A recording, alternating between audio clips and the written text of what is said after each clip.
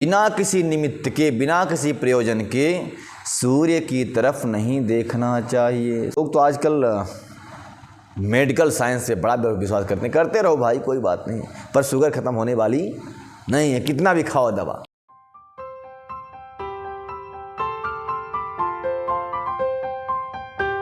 वेदव्यास जी अपने ज्ञान रूपी पुस्तक में लिखते हैं कि बिना किसी निमित्त के, बिना किसी प्रयोजन के सूर्य की तरफ नहीं देखना चाहिए। सूर्य की तरफ देखना चाहिए जब उनको जल अर्पण कर रहे हो, जब उनकी पूजा कर रहे हो तब। इसके अलावा भगवान सूर्य की तरफ नहीं देखना चाहिए। तो कब कब नहीं देखना चाहिए बता रहे हैं कि नेक्षेत्रोदन्त्यमादित्यं नास्तं यन्ति कदाचन नोपशिष्टम नावशिष्टम चा ना मध्यम ना भस्तो गतम। कहते हैं कि ना मध्य में, ना अंत में, ना प्रातःकाल, प्रातःकाल की बेला में सूर्य को नहीं देखना चाहिए। प्रातः उदय होते हुए सूर्य को भी न देखें, मध्यम काल में सूर्य हों मध्य आकाश में तो भी ना देखें, और सायंकाल के समय भी उनको देखना वर्जित है। हाँ, देखना हो तो पूजा के प्रयोजन से देखें, वैसे ना देखें, क्योंकि क्या होता है फिर इसी प्रकार जल दर्पण आदि में अपना प्रतिबिंब देखना वर्जित है। जल में अपना प्रतिबिंब न देखें और तेल में भी अपने प्रतिबिंब न देखें बिना प्रयोजन के। प्रयोजन हो, पहले क्या होता था, पहले जब श्रृंगार लोग करते थे तो जल में या तेल में देखकर श्रृंगार किया जाता था। पहले दर्पण तो था नहीं कि आप अलमारी में दर्पण चिपका दोगे, उसी में बार बार देखोगे मैं सुंदर हूँ कि नहीं। पहले ऐसा नहीं था। अर्जुन ने जब सुभद्रा का विवाह किया उस प्रसिद्ध विवाह में उन्होंने तेल में ही प्रतिबिंब देख करके तीर मारा था। तो बिना प्रयोजन के नहीं देखना। क्यों बिना प्रयोजन के देखने का मतलब है आपको खतरा हो सकता है, कभी गिर गए तो गहरे पानी में तो राम नाम अपने आप सत्य हो जाएगा, तेल में गिर गए तो पकौड़ा बन जाओगे। इसलिए बिना प्रयोजन के किसी भी कार्य को, किसी भी काम को, इसमें जो वर्जित कर रहे हैं नहीं देखना चाहिए। और ग्रहण लगे हुए सूर्य को तथा चंद्रमा को कभी नहीं देखना चाहिए, नहीं देखना चाहिए ग्रहण लगे हुए सूर्य चंद्रमा को। और अस्त के समय सूर्य और चंद्रमा को देखने से क्या होता है, वह रोग की उत्पत्ति होती है। सूर्य अगर अस्ताचल पर जा रहे हों तो उन पर जल लेकर स्वागत करो, विदाई करो। फालतू में देखोगे तो शरीर में रोगों की उत्पत्ति होगी। इस समय इस प्रकार से वेदव्यास जी लिखते हैं। और कृष्ण पक्ष में खंडित चंद्रमा को उदय काल में देखने से रोग की उत्पत्ति होती है। कृष्ण पक्ष में देखिए, महीने में कितने दिन होते हैं, 30 दिन होते हैं कि नहीं होते। 30 दिन में 2 पक्ष होते हैं। कौन कौन से, बोले पहला कृष्ण पक्ष, दूसरा शुक्ल पक्ष और कृष्ण पक्ष, 2 पक्ष होते हैं। तो इसमें बता रहे हैं कृष्ण पक्ष में यानी अंधेरी रात में जब चंद्रमा थोड़ा थोड़ा चमकता हो, आधा चमकता हो, थोड़ा थोड़ा, तो उस समय कृष्ण पक्ष के खंडित चंद्रमा को उदय काल में देखना नहीं चाहिए। उससे क्या होता है, वह रोग होता है। सूर्य की ओर सर्वथा नहीं देखना चाहिए, कंटिन्यू हमेशा सूर्य की तरफ देखेंगे तो आपकी ज्योति खत्म हो सकती है। फिर लिखते हैं वेदव्यास जी, याज्ञवल्क्य जी अपने स्मृति में लिखते हैं, ब्रह्मवैवर्त पुराण के अंतर्गत भी लिखते हैं कृष्ण द्वैपायन जी यानी वेदव्यास जी कि एक तारम च गगनम चानाम पश्य गुरुतजम भयात देवानदिष्टम हरिम श्रुत्वा समदानार्धम जपेत। अगर आपने आकाश में एक ही तारा उगा हो, आपने अगर देखा, यदि उसका एक तारे को देख ले तो देवताओं के दर्शन और भगवान के स्मरण करके 7 बार नारद जी का नाम जप करना चाहिए, नारद जी के नाम का। इसलिए आकाश की तरफ भी देखना वर्जित है। मान लो कहीं देख रहे हो, कुछ पड़ जाए आँखों में, कोई पक्षी उक्षी गिर जाए, नहीं। पहले क्या होता था, ऋषि और महात्मा संत लोक कल्याण के लिए बहुत छोटी से छोटी सी बात को लेकर बड़ी से बड़ी बातों पर चिंतन करते थे और उनको सर्च करते थे उस पर। आप अगर मान लो आकाश की तरफ देख रहे हो और सूर्य और पक्षियों का आवागमन का समय वही रहता है सायंकालीन, अगर मान लो कुछ गिर गया आँख में तो इसलिए उस समय नहीं देखना चाहिए। ये सारी बातें जीवन के लिए बहुत महत्वपूर्ण हैं। लोग जो कहते हैं नहीं उनकी बात क्या मानूं, तो वही लोग तो परेशान हैं आजकल, बहुत परेशान, खूब मनमाना व्यवहार कर रहे हैं, खूब मनमाना, और अपने जीवन को बता रहा हूँ नरक में। अभी तो आज एक मैं बात हुई एक बेटी से, चलती तो बड़ी फिल्मी स्टाइल में थी, पति का स्वर्गवास हो गया, बड़ा दुख लगा मुझे पता चली तो।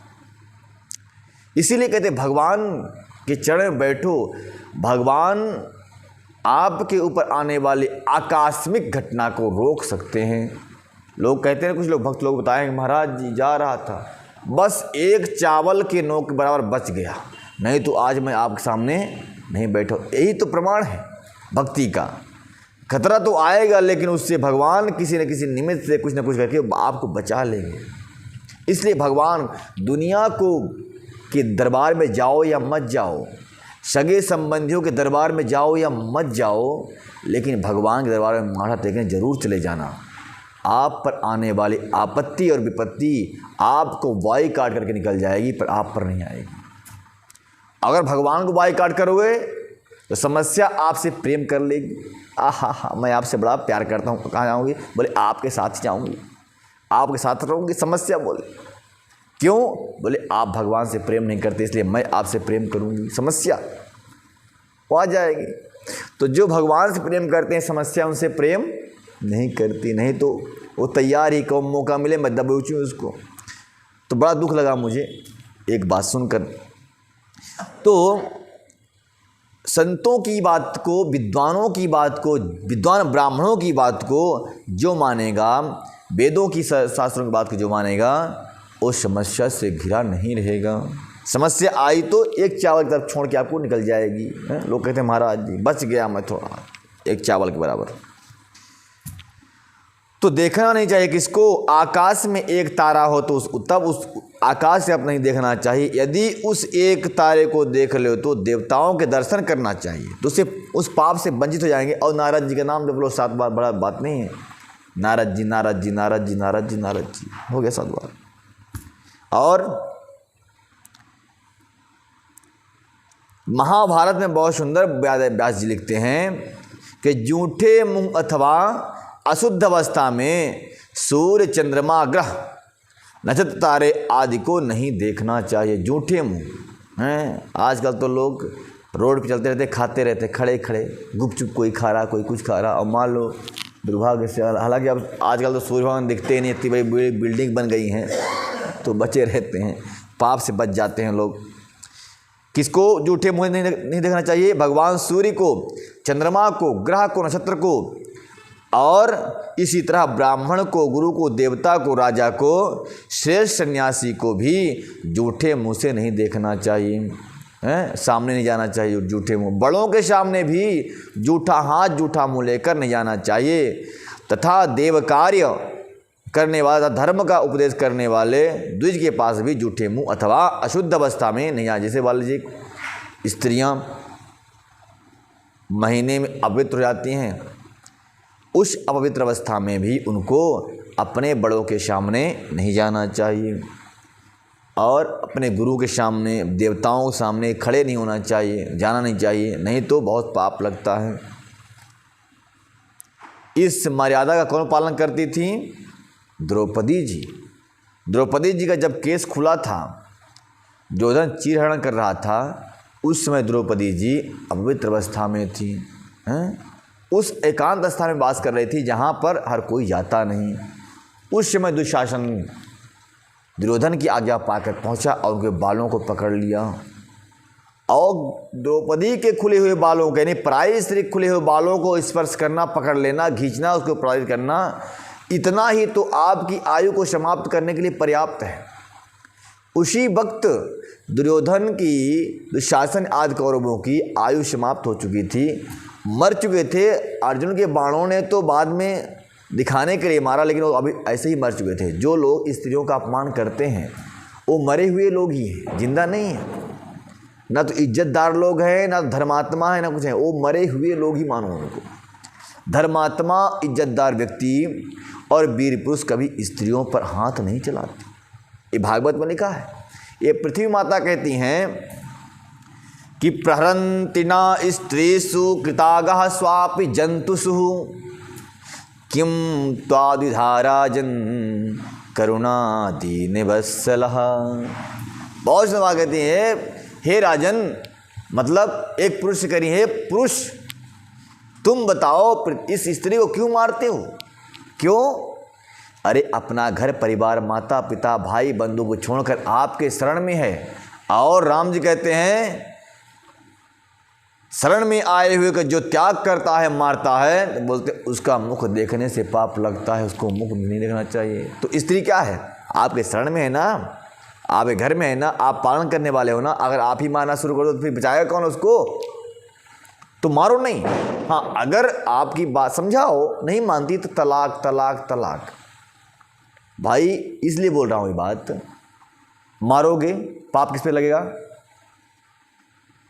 धर्म की मर्यादा का उल्लंघन होगा, पाप आप पे। तो पाप से बचने के लिए बोल दे देवी क्या चाहती हो आप? रहना चाहती हो ठीक से रहो, नहीं तो चले जाओ अपने मायके, वहीं रहो बस, है ना। तो मारना नहीं चाहिए। समझाओ, ना समझे तो हमेशा के लिए जिस समस्या का समाधान करो, पर मारो मत, त्याग कर दो चीज़ें। तो उन पर हाथ, स्त्रियों पर हाथ नहीं उठाना चाहिए। तो इसमें क्या कह रहे हैं, मैं तो थोड़ा भूल ही गया भाई। हाँ, जूठे मुँह। हाँ, तो देवियों को भी अपवित्र अवस्था में जूठे मुंह में से किसी भी बड़े व्यक्ति के पास नहीं जाना चाहिए। और चमकीली, सूक्ष्म, अस्थिर, अवैध और अप्रिय वस्तुओं का निरंतर नहीं देखना चाहिए। जो वस्तु आपको प्रिय न लगे, चाहे इंसान हो, चाहे वस्तु, चाहे व्यक्ति, चाहे स्थान हो। स्थान में शमशान भूमि पकड़ लो, व्यक्ति में शत्रु को पकड़ लो। चमकीली वस्तु कोई भी हो, किसी प्रकार कोई प्रकाश हो, जो वस्तु आपको अप्रिय लगती हो उसकी तरफ बार बार मत देखो। बाउंड्री थोड़ा ऊंची करवा दो, है कि नहीं? नहीं दिखेगा तो टेंशन नहीं होगा अपने को। नहीं तो कहते हैं लोग, भाई महाराज उसको देखता हूँ 2 पाव खून एक बार में जल जाता है, तो मरेगा कौन भाई? जो जल रहा देखकर वही मरेगा ना। इसलिए बाउंड्री ऊंची करा दो, जिससे आपको समस्या उसका देखो ही मत। और जल में और तेल में अपनी परछाई, जो बता चुका हूँ, नहीं देखना चाहिए। और क्या है, बहुत लंबा है क्या भाई? नहीं। फिर शव का स्पर्श किए हुए व्यक्ति को और क्रुद्ध गुरु के मुख को, तेल और जल में पड़ने वाली छाया को, भोजन करती हुई पत्नी को या स्त्री को, खुले हुए अंगों वाली स्त्री को, पागल एवं मत वाले व्यक्ति को कभी नहीं देखना चाहिए। बात समझ? अच्छा, पागल व्यक्ति को देखेंगे तो क्या होगा? वो अपने मस्ती में जा रहा होगा, देखेगा ये मेरी तरफ क्यों देख रहा बार बार, तो पागल व्यक्ति तो आप पर आक्रमण कर सकता है ना। और भोजन करती हुई किसी पत्नी को भी नहीं देखना चाहिए। स्त्रियां शर्माती हैं ना, इसलिए देखना चाहिए। ये अपनी मर्यादा है, अपनी मर्यादा बचा के रखो आप। कहते हैं अपने हाथ में ही सब कुछ है। इज्जत अपनी इज्जत अपने हाथ में होती है, थोड़ा स्पेस बना के रखो उतना। और पत्नी के साथ भोजन नहीं करना चाहिए। आजकल लोग डिनर पे जाते हैं, लंच पे जाते हैं, और कहाँ जाते हैं, ब्रेकफास्ट भी। हाँ, ब्रेकफास्ट चालू करते हैं, तो नहीं करना चाहिए। क्यों? समझ जाओ आप, शास्त्र अनुमति दे रहा है। बोलोगे मैं महाराज ऐसा नहीं हो सकता। हाँ, एक साथ ही थाली में बैठकर नहीं खाना चाहिए, साथ में भी भोजन नहीं करना चाहिए। क्यों? बता दूं ओपन से, बताऊंगा तो माताओं को बुरा लग जाएगा, इसलिए बोल रहा हूँ, नहीं बोल रहा हूँ। नहीं करना चाहिए, बात मान जाओ। तो पत्नी के साथ भोजन नहीं करना चाहिए, और उसे भोजन करते हुए, छींकते हुए, जम्हाई लेते हुए, आसन पर स्वेच्छा से बैठे हुए भी नहीं देखना चाहिए। है, स्वेच्छा से आसन में बैठे हुए भी नहीं देखना चाहिए। और जल में अपना रूप, नदी आदि का किनारा और गहरे गड्ढे को भी बार बार नहीं झांकना चाहिए। क्यों ऐसा लिखे होंगे बताओ? गहरे गड्ढे को भी देखने मना कर रहे हैं, क्यों कर रहे होंगे? कहीं पैर फिसल गया तो राम नाम सत्य हो जाएगा। देखो संत लोग कितनी हमारी फिक्र करते थे, लेकिन हमने कुछ नहीं किया, इसलिए तो हम लोग नरक में जा रहे हैं, गड्ढे में। उन्होंने कहा गड्ढे में जाने से बचाया हम लोगों को, और हम लोगों को सोचते गड्ढे में चले जाए, शास्त्र पुराण कौन देखेगा। इसीलिए लोग मर रहे हैं, जिंदा ही मर रहे हैं। जल में अपना रूप नहीं देखना चाहिए। जल में रूप, कुछ लोग ऐसे होते हैं कुएं में आवाज़ बोलते हैं ना, कुएं में आवाज़ बोलो तो आवाज़ टकरा के आती है। पापा को देखा बोलते हुए व्यक्ति ने, बेटे ने, तो बेटा भी दौड़ पड़ा, मैं ही बोलूँ और बेटा टपक गया नदी कुएं में। बताओ आप समस्या बनी कि नहीं बनी। पापा को देखा होगा, पापा देख रहे छाया कुएं में, क्या देख रहे मैं भी देखूँ। तो छाया देखने के थोड़ा झुकना पड़ता ज़्यादा आगे। अब उस चक्कर में छोटा सा बच्चा देख लिया तो, अब आपके सामने देखा तो कोई बात नहीं, अकेले देखा तो फिर समस्या बनी ना। इसलिए संतों ने जो मना किया वो आपके हित में ही कार्य किया है, उसको मानना चाहिए और अच्छी तरह से मानना चाहिए, ताकि उनकी मर्यादा का पालन बना रहे। जल में सूर्य अथवा चंद्रमा के प्रतिबिंब को देखना सर्वथा वर्जित है, नहीं देखना चाहिए। मनुष्य को शोक की प्राप्ति होती है उससे। जल में सूर्य और चंद्रमा का प्रतिबिंब देखने से शोक की प्राप्ति होती है। जिसको अपने घर में शोक लाना है वो आप सूर्य भगवान का चंद्रमा देख ले, परछाई जल में नहीं देखना चाहिए।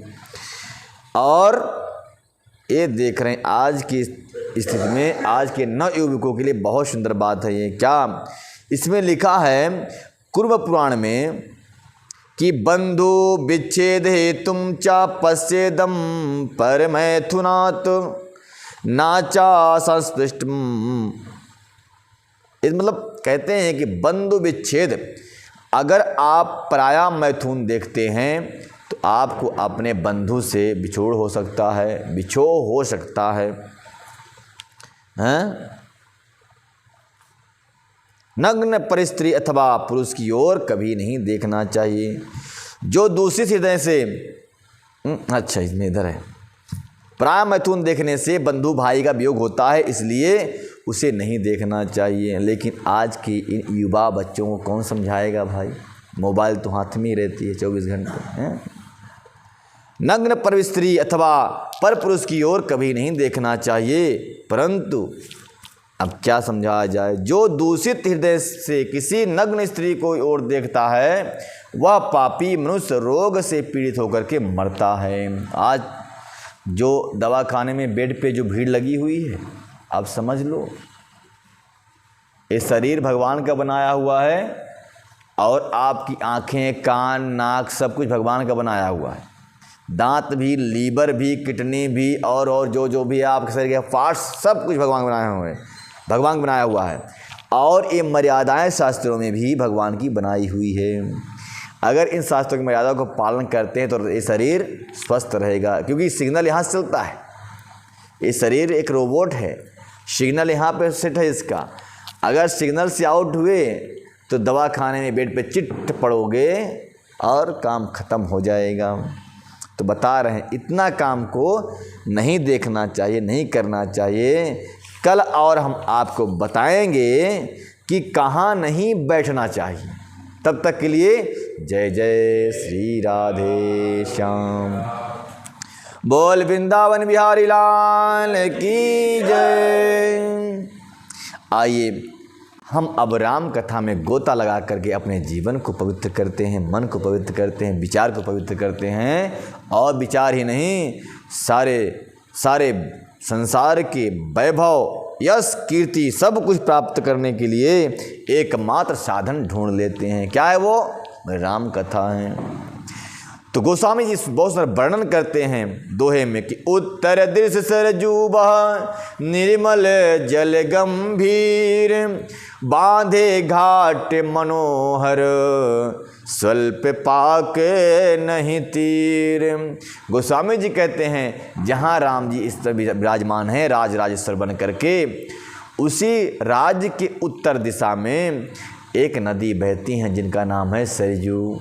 सुंदर दिव्य नदी है, निर्मल गहरा जल है, और उसके घाट पर कोई भी कीचड़ नहीं है, क्योंकि पहले के राजा महाराजा नदियों की रक्षा करते थे, इसलिए घाट पे पटिया यानी पत्थर के सीढ़ियाँ बना देते थे ताकि कीचड़ इत्यादि ना हो। वैसे ही प्रकृति प्रदत्त है, वहाँ नदियों के घाट पर कीचड़ होते नहीं, वहाँ तो रेती रहती है, सब मस्त रेती में रहो हैं, हाँ रेती रहती है।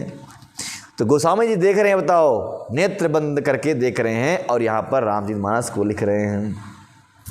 दूरी फराक, देखो जिससे आप अत्यंत प्रेम करेंगे ना तो नेत्र बंद करेंगे यहाँ, तो वो व्यक्ति दिखेगा क्या कर रहे हो, क्या कर रहा है वो व्यक्ति वहाँ। ये प्रेम की अधिकता का प्रमाण है। और गोस्वामी जी राम को देख रहे हैं, प्रेम की अधिकता है। राम जी क्या कर रहे हैं, राम राज्य में क्या हो रहा है, नेत्र बंद कर देखने लगा उनको। तो ये है प्रेम, ऐसा प्रेम होना चाहिए। तो गोस्वामी जी लिखते हैं दूसरे शब्दों में, कीचड़ नहीं है, बहुत सुंदर निर्मल जल है, अमृत के समान और गहरा जल है। सरयू जी बहुत गहरी हुई हैं। जो भी भक्त वहाँ पे गोता लगाता है मानो वह राम का दर्शन पा जाता है। राम के दर्शन के लिए पहले क्या करना पड़ेगा, सरयू में नहाओ, पवित्र जाओ, इसके बाद राम जी के काबिल बन जाओगे, तब दर्शन होगा उनको। तो दूरी पराक रुचिर सो घाटा, जहाँ जल पियहि बाजी गज ढाटा, पनिघट पर में मनोहर नाना, तहाँ न पुरुष करहीं स्नाना। बहुत सुंदर बातें कह रहे हैं मर्यादा की, कि अलग कुछ दूरी पर वह सुंदर घाट है जहाँ घोड़े और हाथियों के ठक से ठक जल पिया करते हैं। ठक मतलब होता है ग्रुप, समूह, हाथी घोड़े का समूह वहाँ पर जल पीते हैं। और पानी भरने के लिए बहुत से घाट हैं जो बड़े ही मनोहर हैं, वहाँ पुरुष स्नान नहीं करते। जहाँ पानी पीने वाला घाट है ना, वहाँ पुरुष लोग स्नान नहीं करते। जहाँ पशु पक्षी जल पीते हैं वहाँ भी पुरुष लोग स्नान नहीं करते। स्नान करने का स्थान अलग बना हुआ है, पीने का स्थान अलग बना हुआ है, और पशुओं का जो पानी पीते हैं वह स्थान अलग है। अभी तो लोग कहीं भी गोताल मार देते हैं, गोता लगा देते हैं, बल्कि कौन जाएगा वहाँ तक, चलो यही नहा लेते हैं। तो तीर्थ में किया गया स्नान ही श्रेष्ठ माना जाता है। नदी तो गंगा नदी तो कहीं भी है ना, बहती हैं, गाजियाबाद से होते हुए कहाँ कहाँ से बहती हैं, जमुना जी, पर नहाओ वहाँ जहाँ तीर्थ है। बता दें आपको तीर्थ कहाँ कहाँ है, हरिद्वार, प्रयागराज, काशी और गंगा सागर। लेकिन धरती माता गंगा जी तो बहुत हर जगह से निकली है ना, लेकिन हर जगह स्नान करने से फल, अब मान लो जिस पुल से क्रॉस कर रहे हैं गंगा जी को, अब बोलो इसी पुल में नहा लेते हैं तो वहाँ फल नहीं मिलेगा उसका। ठीक है ना, स्थान की प्रधानता होती है। तो स्नान करने के लिए अलग स्थान बना है और जल पीने के लिए अलग बना है। राजघाट सब विधि सुंदर, बरे मंजहिता बर नय चार्यू नर, तीर तीर देवहि के मंदिर, चहुँ दिस तिय के उपवन सुंदर। कहते हैं सुंदर सब के लिए नहाने के लिए स्थान बना है, तो फिर राजा के लिए भी नहाने के लिए स्थान अलग ही बना है। यहाँ हम कह रहे हैं कि राजघाट सब प्रकार से सुंदर और श्रेष्ठ है। वहाँ चारों वर्णों के पुरुष स्नान करते हैं राजघाट पर, और सरयू जी के किनारे किनारे देवताओं के मंदिर हैं जिनके चारों ओर सुंदर उपवन बगीचे बने हुए हैं। पहले की बात थी, अभी तो अगर तीर्थों में बगीचे बनाओगे लोग पिकनिक मनाने पहुंच जाएंगे, घर से टिफिन बनाएंगे, वहाँ खाना खाएंगे चल कर हैं। तीर्थों पे, राजघाट पे, तीर्थों पे मंदिर बने हुए हैं कि लोग आएँ, स्नान करें और देवताओं को भी जल चढ़ाएं, पूजा करें, अपना कल्याण करें। और रेस्ट करने के लिए थोड़ा अच्छा दिखे, फूल तोड़ने के लिए वहाँ उपवन भी बना हुआ है जिसमें फूल फूले हुए हैं, तो लोग स्नान करेंगे, देवताओं के लिए फूल तोड़ के ले आएंगे, चढ़ाएंगे, भगवान की पूजा कर लेंगे। उस समय की बात है। अगर इस समय की बात होती तो क्या करते हैं मालूम, जानते लोग क्या, वहाँ जाते हैं नवयुवक नवयुवतियाँ, तो मंदिर की पूजा साइड में हो गई, स्नान भी साइड में हो गया, वो जाते पिकनिक मनाने लग जाते हैं। इसलिए उपवन बचे ही नहीं, उड़ गए। और कुछ लोगों ने तो इसी तरह से मंदिरों को, मठों को, तीर्थों को दूषित कर दिया है। मंदिर में जाकर लोग क्या क्या करते पता ही नहीं। अब इसीलिए लोग, प्रबंधक लोग कैमरा लगा दिए मंदिरों में, ये जो आते हैं व्याभिचारी लोग तो गड़बड़ सड़बड़ न करने का। फिर बोलते हैं किसी का 35 टुकड़ा हो गया, किसी 36 टुकड़ा हो गया। जो उस समय 2013 में जो प्रलय आया था, किसका? केदारनाथ का। क्यों आया था? कारण यही था कि शादी किए इधर, नववधू को लेकर पहुँचे वहाँ होटल में, होटल बुक किए। अब बताओ, नववधू को लोग लेकर जो वहाँ ठंडे क्षेत्र में जा रहा है, केदारनाथ अमरनाथ, क्या वो तपस्या करने जा रहा है? केदारनाथ की भूमि भोग भूमि नहीं है, वो तपोभूमि है। वहाँ तप करने के उद्देश्य से जाओ, एंजॉय करने और सेल्फी लेने के उद्देश्य जाओगे ना, तो एक दिन उसी बर्फ़ में मिल जाओगे। बर्फ़ में कहीं पता न पई है सीताराम। ठीक है, तो ये सबको मालूम होना चाहिए बात। आजकल के नवयुवक और कोई भी कुछ जानता ही नहीं। आज शास्त्र के बारे में, धर्म की मर्यादा, तीर्थ की मर्यादा क्या है, ये सब लोग नथिंग एल्स, किसी को कुछ मालूम ही नहीं। और लोग भी मति मंद हो चुके हैं। तो जो जल प्रलय आया था वो इसी कारण से आया था कि वहाँ जाकर लोग दूषित कर रहे थे वातावरण को, व्यवहार को, तपोभूमि को, संत महत को। भगवान शिव की जटा से गंगा अपने आप प्रवाहित होने लगी। बोले प्रभु अब नहीं छोड़ूंगी, आप भोले भाले बने रहो, पर मैं नहीं भोली भाली हूँ, मैं माँ भी हूँ, मुझे कल्याण भी करना आता है। पिता मारे या ना मारे, माँ 2 थप्पड़ तो खींच दी कान के नीचे, चल। तब भाग के आता है पापा, पापा मुझे मम्मी ने मारा।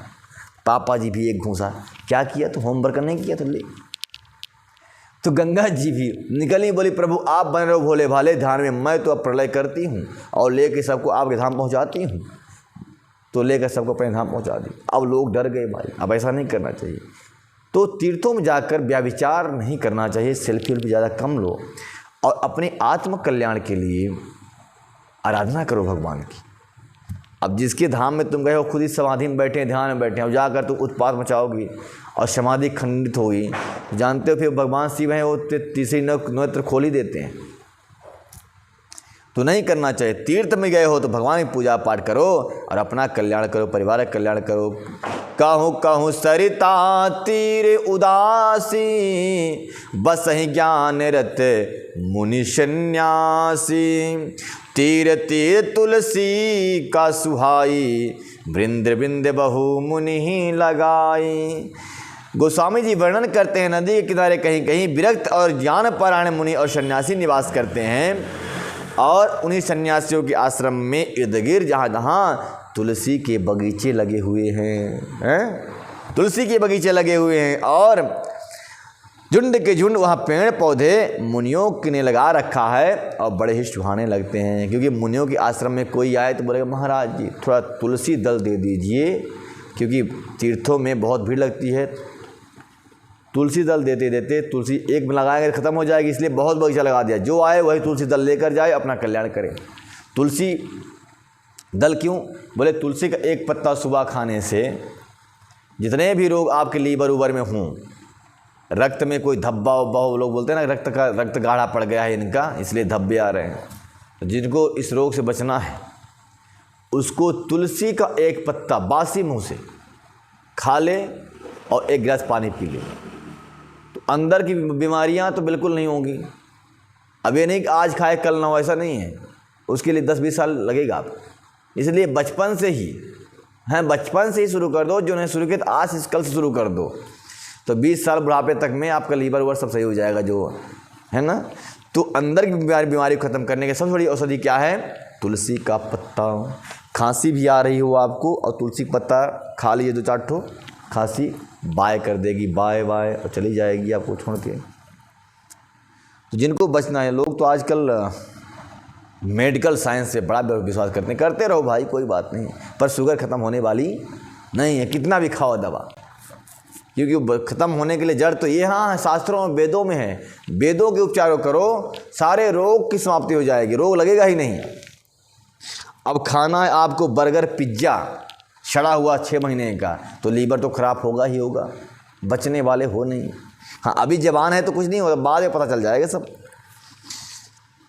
तो गोस्वामी जी लिखते हैं कि जो इनके सिद्धांत पर चलता है, संतों महंतों की बातों पर विश्वास कर लेता है और तुलसी आदि के पत्तों को खाता रहता है, धर्म के मार्ग को अपनाता रहता है तो उसका जीवन सुखमय बना रहता है। पूर शोभा कछु बद न जाई, बाहिर नगर परम रुचिराई, देखत पुरी अखिल अघ भागा, बन उपवन बाटिका तड़ागा। नगर की शोभा तो कुछ नहीं जानी जाती, नगर के बाहर भी परम सुंदरता है।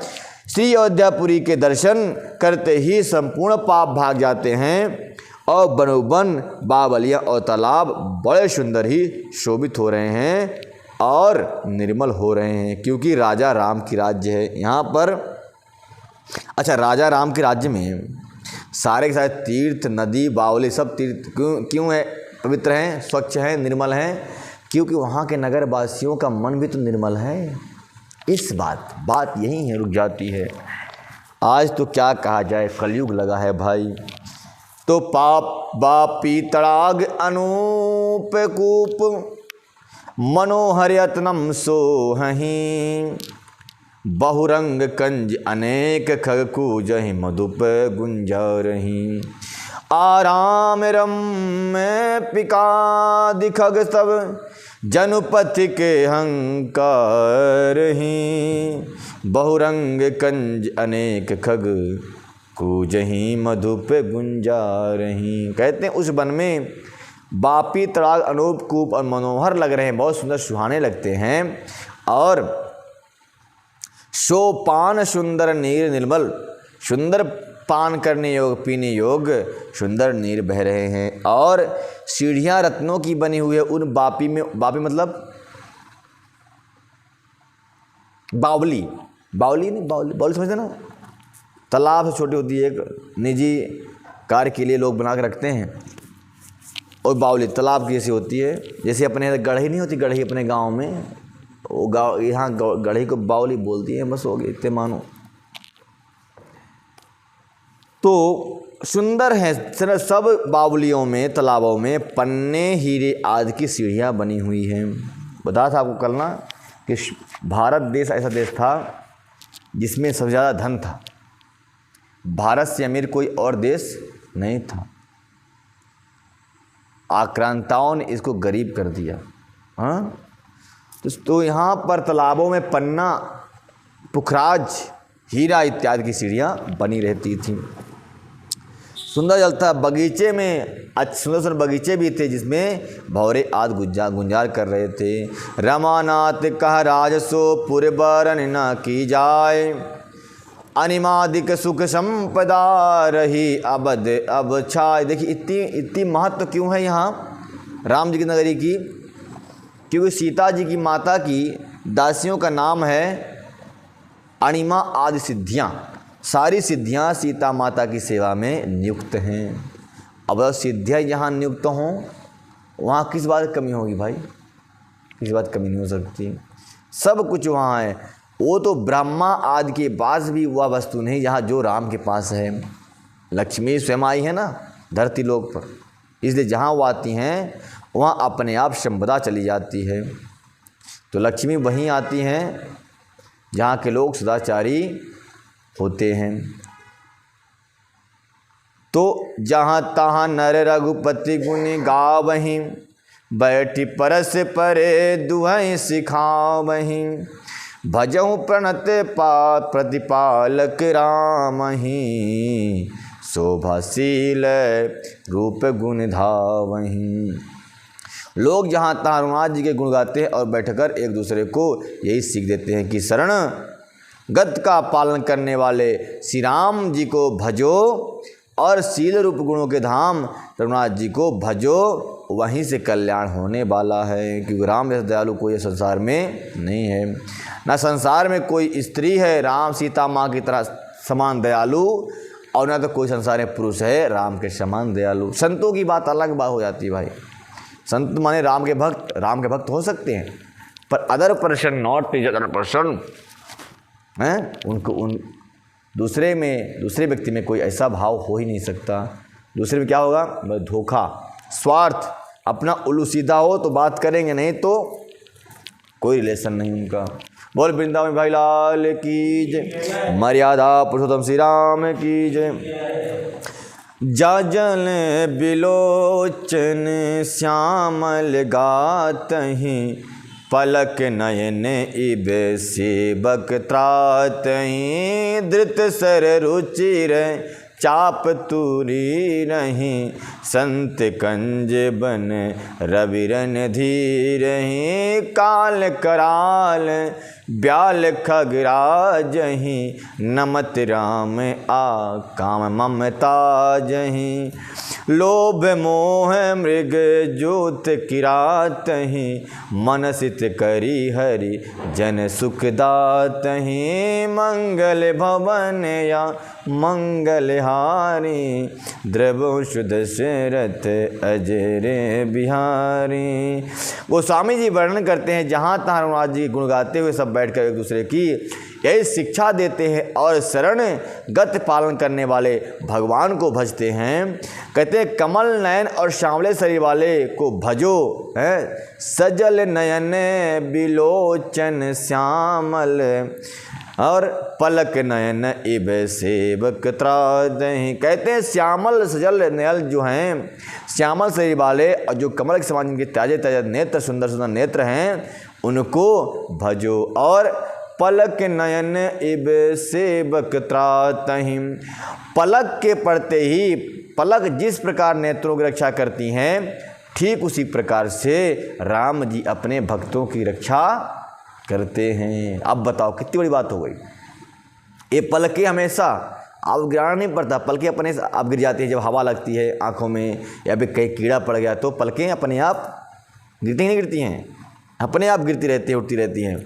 ठीक उसी प्रकार से राम जी के भक्त बनने पर राम जी स्वयं अपने भक्ति की रक्षा करने आ जाते हैं। अब जिसको अनुभव हो तो वही बोलेगा ना। अब बहुत सारे चोर लोग पीछे चाहे बड़े पड़े हों चुगली करने वाले, मैं तो कहता हूँ कि कोई राम भक्त की चुगली करने वाला एक बाल भी कोई बांका नहीं कर सकता है, कोई नहीं कर सकता। एक बड़ी सुंदर गीत गाया एक भक्त ने कि कौन मारे उसे जिसे तूने बचा लिया, सब दुख दूर हुए जब तेरा नाम लिया। ओ ब्रिज कानंद लाला श्री राधा जो कशावरिया, सब दुख दूर हुए जब तेरा नाम लिया। मीरा पुकारे तुम्हें गिरधर गोपाला, मीरा पुकारे तुम्हें गिरधर गोपाला, गिरधर गोपाला।